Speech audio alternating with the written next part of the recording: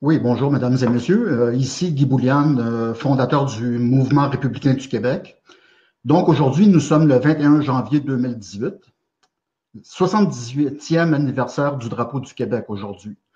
Le fleur-de-lysée, hissé pour la première fois au sommet de la tour centrale du Parlement le 21 janvier 1948. Donc, aujourd'hui, c'est une journée un peu spéciale pour les patriotes du Québec. Aujourd'hui, nous recevons un invité très spécial, encore une fois. Nous recevons Roch Larochelle, qui est un policier non assigné à la Sûreté du Québec du droit international criminel, matricule numéro 11246.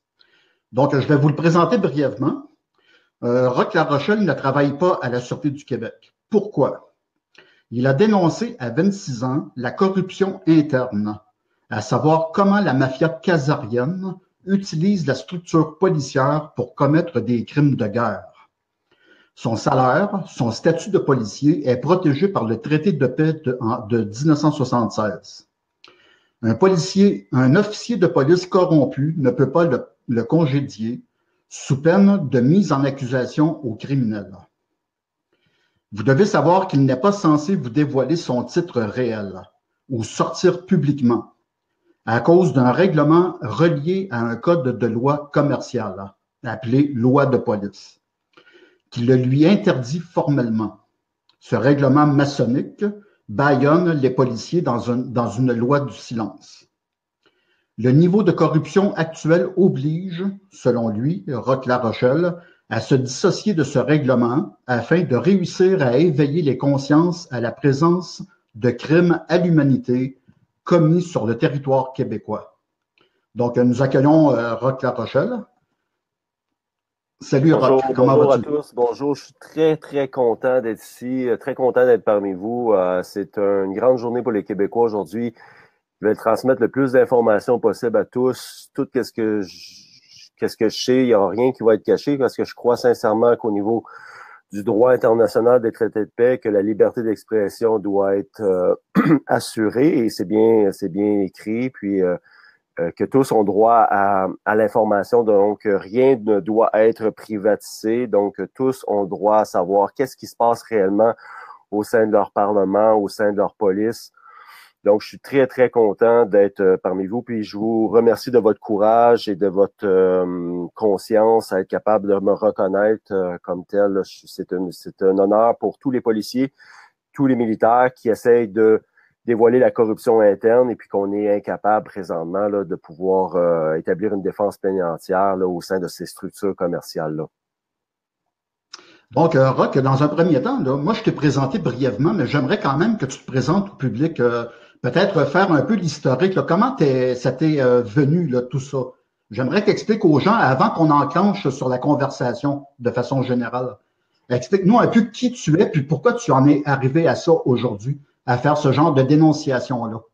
Bon, c'est très important de vraiment spécifier le fait que je suis non assigné à la Sûreté du Québec. Donc, oui, je suis enregistré à la Sûreté du Québec.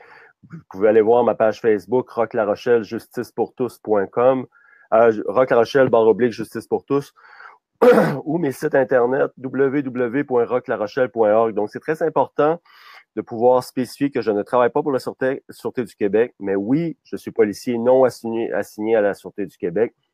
Pourquoi que j'ai le plein salaire? Je suis payé plein salaire, donc 83 000 par année. Je suis autonome, donc je suis un travailleur autonome.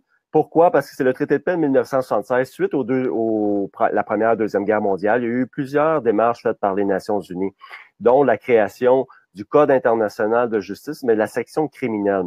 Qu'est-ce qui est enseigné dans les universités? C'est la section commerciale.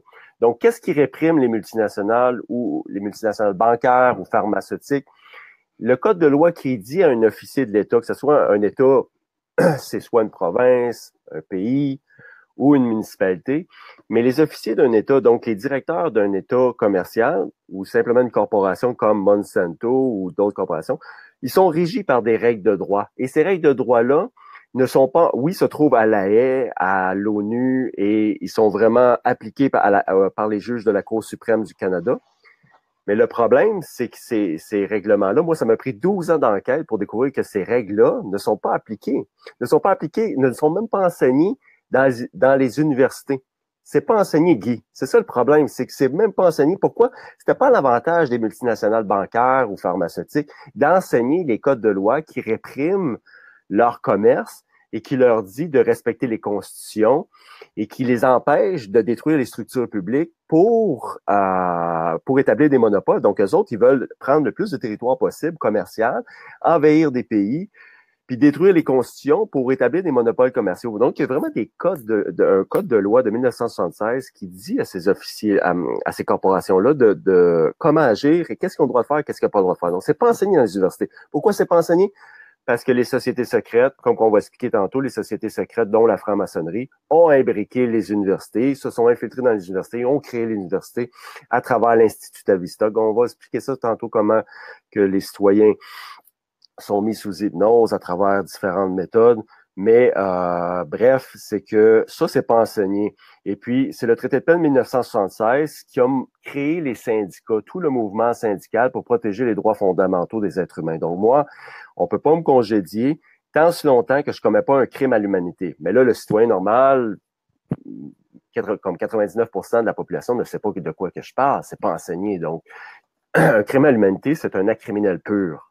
C'est pas un simple acte criminel poursuivi par procédure sommaire. Donc, il faut que ça soit un acte criminel pur. Donc, introduction par infraction, voie de fait avec violence. Il faut que ça soit un acte criminel pur. Donc, moi, comme je dis, un syndicat a l'obligation légale de me protéger légalement tant si longtemps je ne commets pas un acte criminel pur. Les policiers à l'interne, on sait qu'on peut pas se faire congédier si on commet pas, tant son temps qu'on commet pas un acte criminel pur.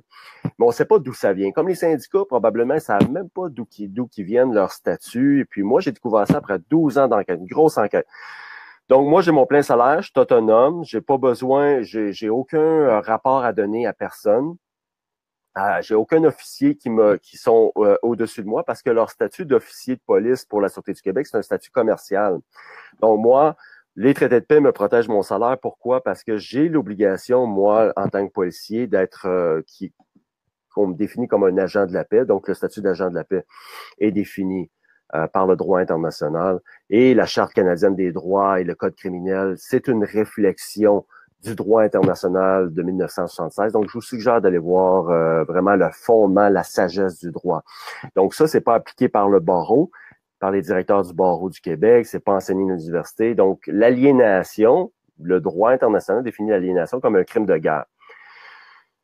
Et puis, c'est ça, moi, j'ai aucun compte à rendre à personne. Mon obligation légale, moi, c'est de sortir publiquement et d'enseigner comment identifier les officiers de police et les officiers militaires corrompus. Parce que la population doit vraiment, là, qu'est-ce que je veux porter attention, c'est que 99% des policiers, c'est des gens très intègres. Mais comme la majorité des citoyens, c'est-à-dire un employé de l'État, comme 99% des citoyens sont sous hypnose, donc les policiers, si vous leur expliquez ça, ils vont avoir des réactions instinctives ou ce qui va protéger leur corps mental. Donc les policiers, c'est normal, les réactions instinctives, ils ne savent pas ça. Mais qu'est-ce que je veux dire, c'est 99% des policiers, c'est des gens très intègres. La situation actuelle au niveau international, c'est d'identifier les membres de la mafia khazariane qui ont infiltré les officiers de police et les officiers militaires. Parce qu'il y a des armes de guerre qui sont diffusées librement aux citoyens du Québec et du Canada, des armes biologiques, des armes de guerre. Il y a des crimes de guerre qui se produisent ici même. Le pays est attaqué de l'intérieur. C'est facile à prouver, ça, Guy. C'est très facile à prouver. Donc, le pays est attaqué de l'intérieur et la situation internationale présentement au sein des policiers, au sein de la police et des militaires, c'est d'identifier les officiers de police qui sont corrompus. Et c'est là le gros défi des policiers et des militaires, c'est vraiment d'entendre ma parole. Et puis, non seulement de l'entendre, mais d'être capable d'identifier pourquoi qu'un officier de police qui serait corrompu, pourquoi qu'il essaierait de discréditer Roch La Rochelle ou un officier militaire, pourquoi qu'il essaierait de le discréditer? Qu'est-ce qu'il y a à cacher? Qu'est-ce qu'il y a à cacher? Parce que qu'est-ce qu'on s'est aperçu, c'est que les ministres, là, la majorité des citoyens pensent que les ministres font partie de cette corruption-là. Moi aussi, au départ, quand j'ai sorti publiquement, je pensais que les ministres et même les officiers de police sont conscients de tout ça. Mais qu'est-ce qu'on s'est aperçu? C'est qu'il y en a pas un. Ils sont tous sous hypnose, comme la majorité des citoyens, ils sont tous sous hypnose. Peut-être qu'ils savent que quelques quelques dossiers, on leur dit de rien faire, tout ça. Peut-être qu'ils savent qu'ils participent à quelque chose de plus gros qu'eux, mais ils sont pas conscients de tout ça. Fait que c'est ça que Paul Thiélieu, le premier ministre de la Défense du Canada, ça veut dire que lui qui a été chef militaire 23 ans pour l'armée militaire du Canada, c'est ça qu'il dit. Qu'est-ce qu'on s'est aperçu dans notre enquête policière et dans l'enquête de Paul Thiélieu, c'est que les ministres sont même pas conscients de tout ça, donc sont mis sous hypnose, comme la majorité des citoyens sont mis sous hypnose par l'Institut Tavistock de la City of London, donc par les banquiers qui ont volé le territoire du Québec et du Canada et même le territoire des États-Unis. Donc, tous les territoires des Nations Unies ont été volés au niveau commercial et par les banquiers de la City of London, et l'état d'hypnose des policiers, des officiers, des avocats, des juges, c'est tous causé par cet Institut Tavistock-là. Donc, c'est des scientifiques, des psychiatres, des psychologues qui étudient l'hypnose de masse, comment contrôler les masses. Et c'est ça se fait quotidiennement. Quotidiennement, vous êtes étudié à savoir comment qu'on peut empêcher des mouvements comme toi, Guy, ton groupe, comment qu'on peut les empêcher d'avoir du pouvoir, comment qu'on peut infiltrer ces groupes-là, ou comment, moi, Roch La Rochelle, regardez, il y a des gens, qui font des mouvements contre moi. Ils ont fait des mouvements aussi comme contre Roméo Dallaire. Donc, on connaît tous Roméo Dallaire, qui est un officier de l'armée canadienne qui a dénoncé le génocide rwandais en Afrique et la corruption qu'il y avait au sein de l'armée canadienne face à ce génocide-là. On fait des démarches contre les policiers comme moi ou les officiers militaires qui essaient de dénoncer la corruption interne. Et il y a des mouvements reliés à ces groupes-là, à ces groupes criminels-là qui ont infiltré le Québec et le Canada, qui essaient de me discréditer. Ils vont même m'accuser de pédocriminel, comme de quoi que je porte atteinte à l'intégrité des enfants, donc comme de quoi que j'aurais du sexe avec des enfants, je commettrais du sexe avec des enfants. C'est des accusations très graves. Donc, on explique comment ces groupes-là, qui sont reliés à la City of London, sont reliés à la franc-maçonnerie. Donc, le bunker principal de la franc-maçonnerie est à la City of London. La City of London, l'Institut Tavistock, c'est dirigé par la franc-maçonnerie, il y a d'autres sociétés secrètes, mais plus la franc-maçonnerie, les chevaliers de Malte, ou l'ordre teutonique, ou les jésuites, mais plus la franc-maçonnerie, le bunker principal. Et on parle souvent de la cabale. C'est quoi la cabale? La cabale, c'est la magie. La magie, ça signifie le mot magie, mais qu'est-ce qu'ils ont fait? C'est qu'ils utilisent la magie du roi Salomon, mais une magie noire. Donc, eux autres, pendant l'histoire, durant tout le temps des guerres, ils ont utilisé la magie noire pour défaire leur ennemi. Donc, des gens qui voulaient agir contre eux, qui voulaient les réprimer, qui voulaient les arrêter, mais ils utilisent la magie noire. Donc, pourquoi qu'on m'accuse de pédocriminel, qui est un acte criminel, c'est de la diffamation criminelle de me dire ça, parce que si je serais un pédocriminel, si on dirait ça publiquement, il faudrait que j'ai un dossier criminel d'être un pédocriminel. On m'accuse même, comme Roméo Dallaire, qui a été accusé d'être un franc-maçon.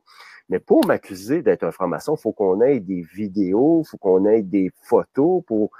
Donc, voyez-vous comment que la magie noire peut agir, essayer de me discréditer, moi qui essaie de dénoncer, oui, comment la cabale, la franc-maçonnerie, dans certaines loges, parce que la majorité des francs-maçons sont seulement sous hypnose, mais à très haut niveau, dans la loge, dans la branche qui est reliée aux jésuites, au Vatican, dans une franc-maçonnerie, parce que la majorité des loges, oui, c'est une fraternité commerciale. Oui, ils protègent les intérêts commerciaux de leurs frères maçons, mais c'est pas toutes les loges qui sont reliées à la pédocriminalité, Donc, moi, je dénonce comment il y a des loges qui ont des messes noires, qui ont des sacrifices d'enfants. Donc, vous voyez présentement aux États-Unis comment que vous avez beaucoup de dossiers qui sortent présentement, comment il y a des enfants qui sont emprisonnés dans des souterrains ou dans des prisons ou dans des maisons qui sont utilisés à la prostitution d'enfants. Donc, moi, je dénonce ça. Je dénonce beaucoup de corruption. Et puis, eux autres, la magie noire, pour essayer de me discréditer, ils vont créer ça. Ils vont créer comme une psychologie inversée. Donc, ils vont m'accuser d'être franc-maçon, ils vont m'accuser d'être pédocriminel, ils vont m'accuser de toutes sortes d'affaires pour éviter que la population me croie. Donc, pour détruire ma réputation privée, professionnelle. Donc, moi, je laisse ces choses-là aller parce que ça me sert d'enseignement. Je veux que les gens puissent voir. Oui, j'essaie de porter plainte aux criminels, mais la Sûreté du Québec, certains officiers se sont démontrés complices de ces actes criminels-là, de diffamation criminelle contre moi. Ils n'ont pas voulu prendre ma plainte.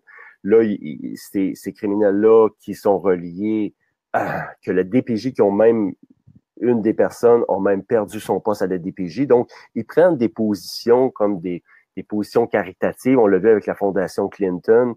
Ils investissent dans des miroirs, c'est-à-dire ils vont adopter des positions comme des fondations.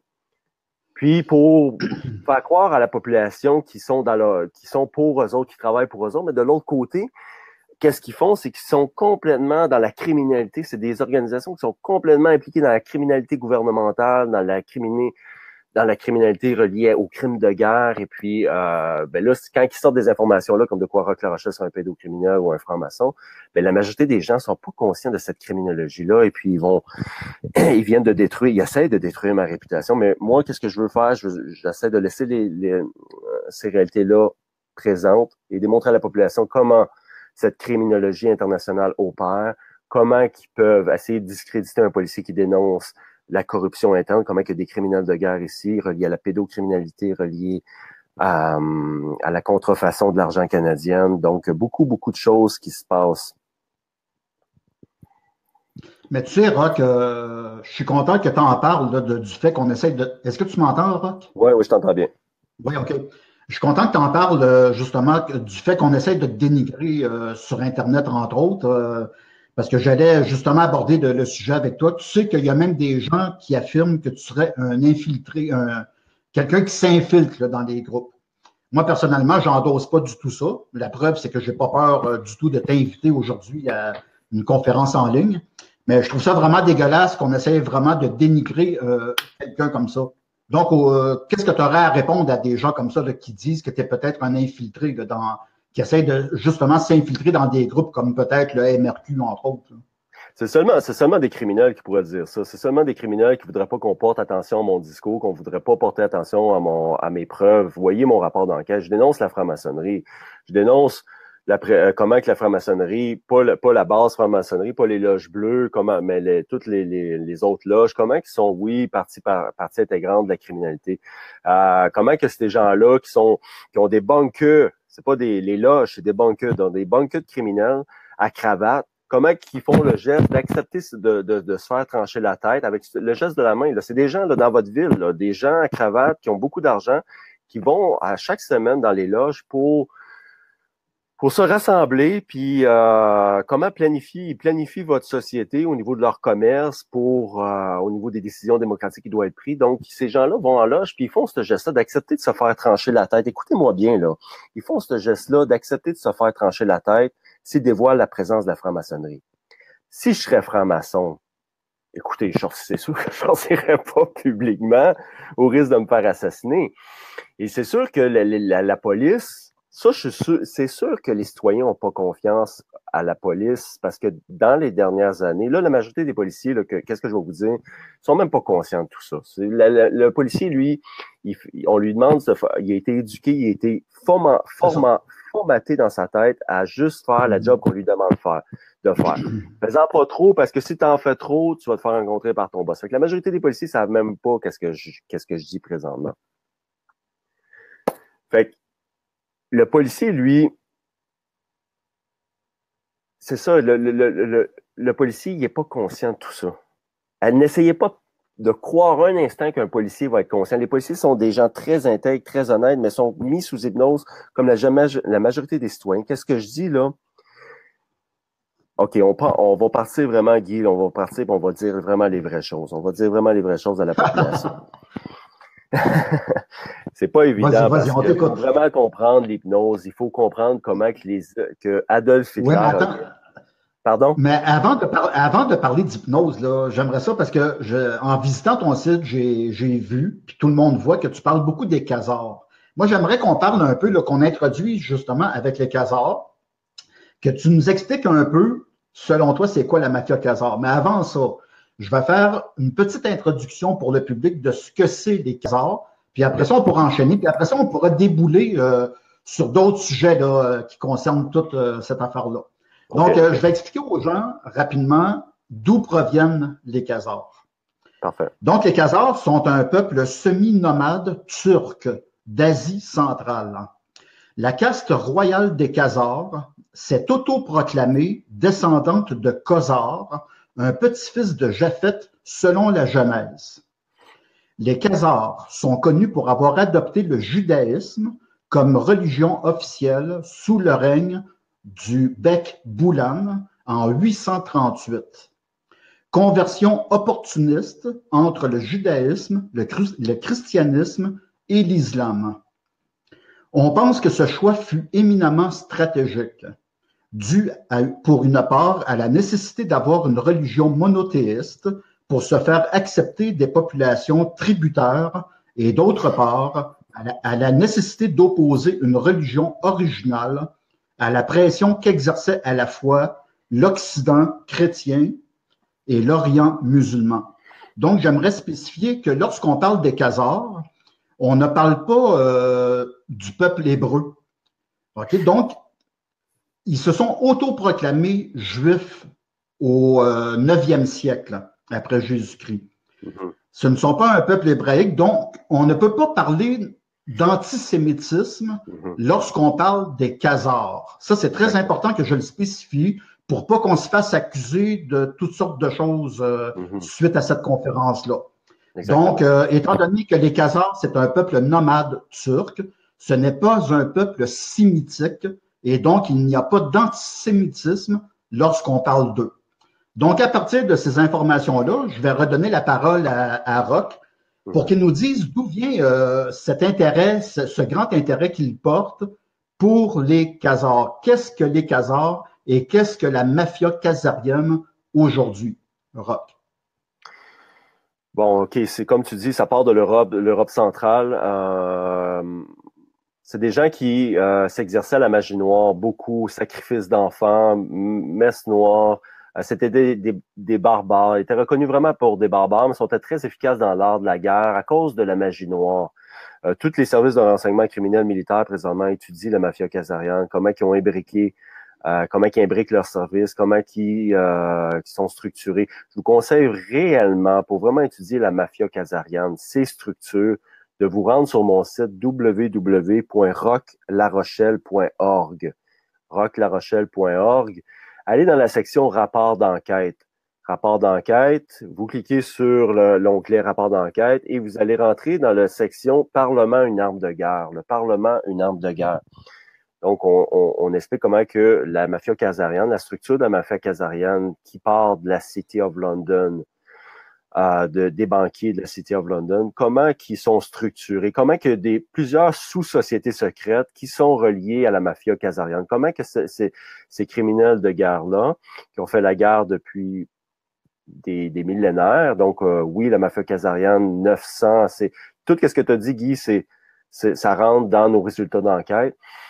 Mais il part beaucoup avant, je pense que c'est 3000 ans ou 5000 ans avant Jésus-Christ avec la destruction d'Alexandre le Grand qui ramenait les mystères des écoles des mystères, donc tout le savoir qui venait de l'Atlantide, la magie blanche qui venait de l'Atlantide. Donc, ils ont détruit ce savoir-là que les religions cachent et que la franc-maçonnerie cache présentement.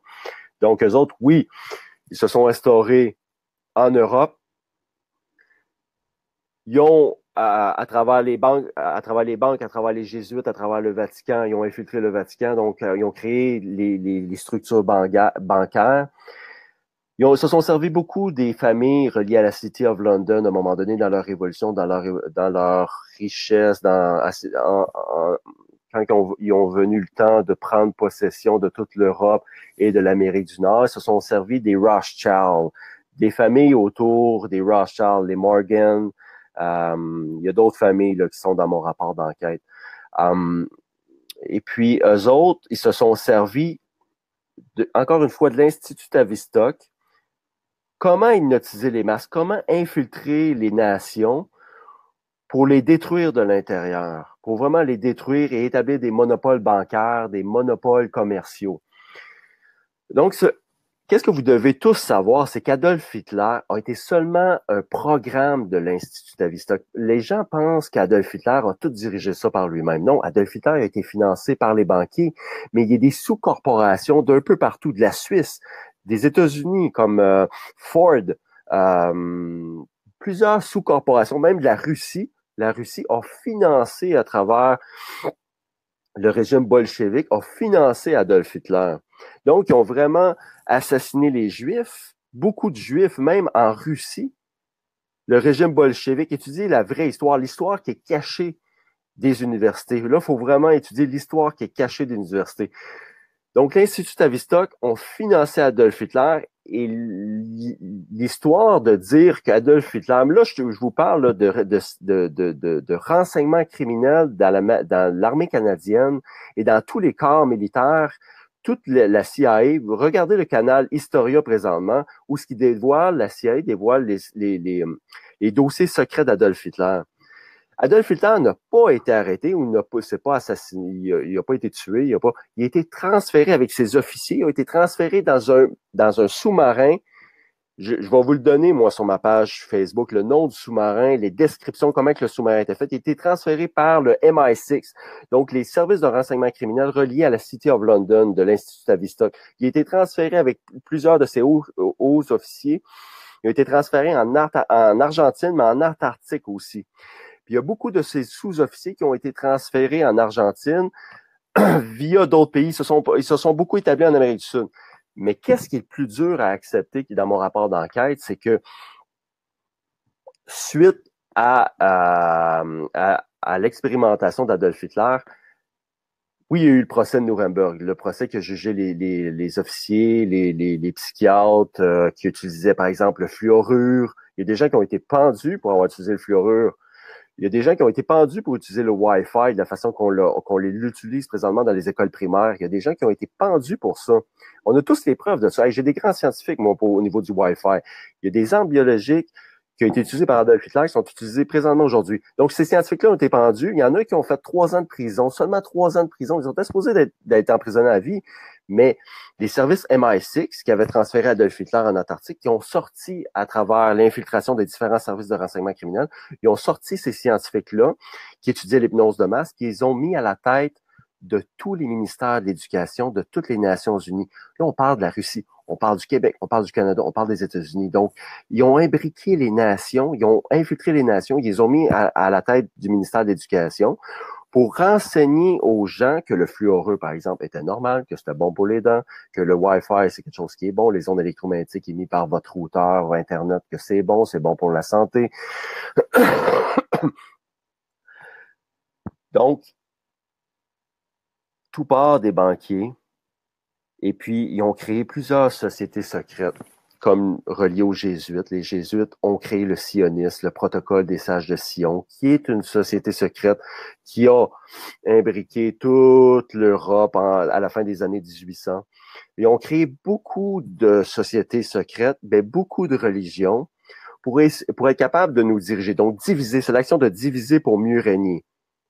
Plus que les gens sont divisés, plus que le savoir est divisé, plus que c'est facile de vous contrôler. Donc, ça fait partie encore des recherches de l'Institut Tavistock. On parle de laïcité. Oui, je suis d'accord pour la laïcité, mais vraiment enseigner le savoir qui vient de l'Atlantide, que ces criminels-là de guerre cachent, qui est un savoir qui mène à la libération du corps mental responsable de l'harmonie, parce que le corps mental, l'ego est responsable de la dualité magnétique.